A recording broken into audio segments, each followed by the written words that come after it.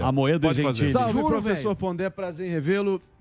Fiquei contente em ouvir de você que você, pelo menos, aparenta ser um entusiasta da formação da via vencedora para a gente perfurar o binarismo besta que contamina e atrasa o nosso Não Brasil. fala assim besta, não. Não interrompi vocês. Vamos lá. Mais grosso que porta de igreja. Queria te perguntar, professor, qual é a linha... você poderia... assim, na alto da minha humildade aqui, eu queria perguntar para você, no alto da sua Ainda sabedoria, qual seria a construção dessa... Como é que se poderia se dar? A construção narrativa, construção do discurso político para conquistar mentes e corações do povo brasileiro que está tão sofrido e está tão desesperado em busca de uma solução. Tá certo. Olha, eu acho que o Brasil tem estado numa situação bem difícil há muito tempo, né? O estrago que o PT fez à política brasileira foi muito grande. E, inclusive, o que a gente vive hoje com o que eu entendo, um grupo extremamente despreparado e grosso administrando Brasília, é já resultado do estrago, em grande parte, resultado do estrago que o PT fez durante muitos anos no governo brasileiro, né, na administração federal. Eu acho muito difícil, sabe, uma solução simples agora, porque as redes sociais, elas têm um impacto muito grande na política e esse impacto, ele tende a ser, como você falou, binário. Né?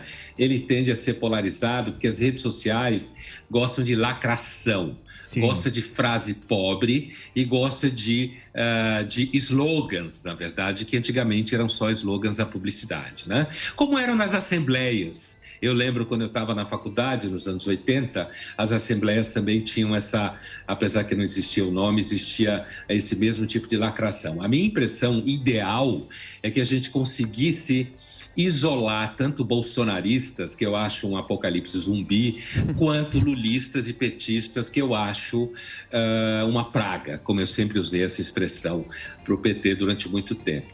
E se a gente conseguisse construir, dentro dos nomes possíveis, figuras que vão do Ciro ao Dória, ou mesmo ao Mandetta, para citar um nome que ficou famoso no meio da pandemia, mas não acho que tem nenhuma condição, talvez a gente encontrasse alguma solução viável entre esses dois extremos.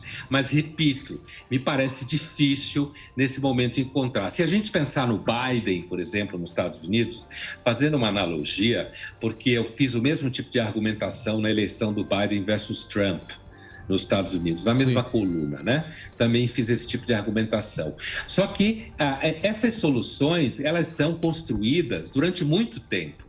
Eu lembro que em 17 e 18, aquele sociólogo americano, cientista político, o Mark Lilla, ele escreveu um texto, um livro que se chamava, no Brasil foi traduzido, se não me engano, como O Progressista de Homem Futuro, alguma coisa assim. E ele criticava o seu Partido Democrata por ter se tornado excessivamente identitário e, portanto, ter perdido a possibilidade de construir um denominador comum. O que aconteceu na eleição americana? O Partido Democrata conseguiu oferecer Biden, que é uma figura de consenso, com uma vice que representa posições identitárias e, portanto, acalma durante um tempo as alas extremamente radicais do Partido Democrata e conseguiu afastar o que eu considero um risco, que é o trumpismo nos Estados Unidos, certo? Aqui no Brasil, é isso que eu falei, não parece ter esta figura, que é uma figura que tem que ter tradição política. O Biden é um homem de muitos anos na política americana, certo?